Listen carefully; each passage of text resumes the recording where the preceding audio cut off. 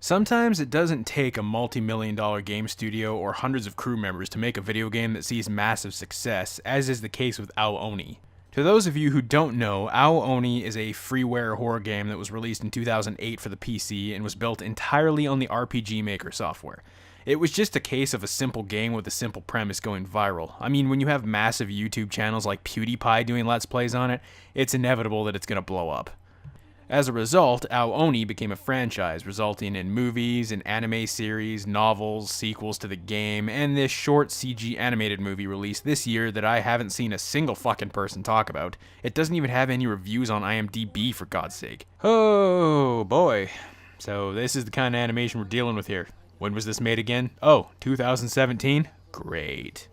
Anyway, a bunch of kids at a high school are trying to come up with some idea for their class project for some school festival that's coming up. They decide that because the ONI game was so successful, that they want to do something based on the game. So yes, this is a meta movie where the game exists in the world of the movie. They decide to get in touch with the writer of the game because apparently the writer based the idea for the game on their town's old folktale of something called the Bellflower Monster. But the very next day, the writer's found dead by an apparent suicide, so much for that idea.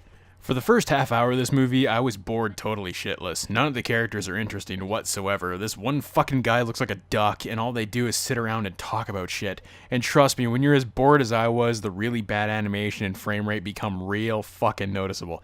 Seriously, there was better animation on YouTube in 2008. But once the ONI monster shows up, which looks incredibly goofy by the way, I guess without the aid of the game's atmospheric music to immerse you, that monster on its own is just real dumb. Speaking of music...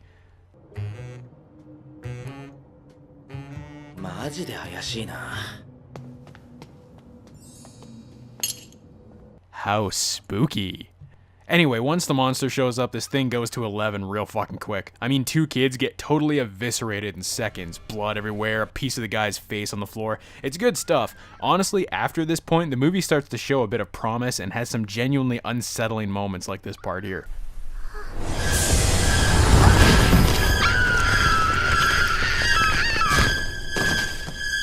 Oh yeah, and the blue monster thing, want to know where it originates from?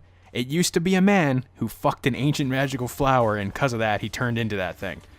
Yeah, yeah. Okay, to be fair, it was a woman. It was a woman, but the flower was pretending to be a woman. Whatever, it's dumb.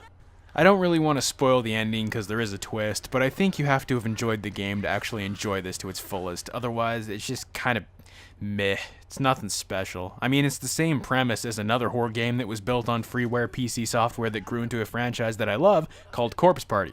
Seriously, kids get trapped in a school that they can't escape as they get killed off one by one. Just replace the ghost with this bug-eyed smurf.